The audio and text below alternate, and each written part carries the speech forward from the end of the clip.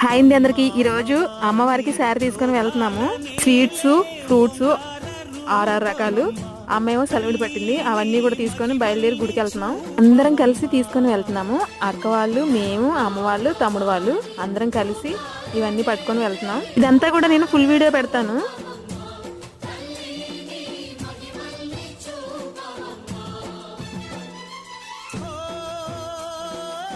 సృష్టికే దీపమా, శక్తికే మూలమా, సింహరథమే నీదమ్మా, అమ్మ దుర్గమ్మ భక్తులను దీవించుమా.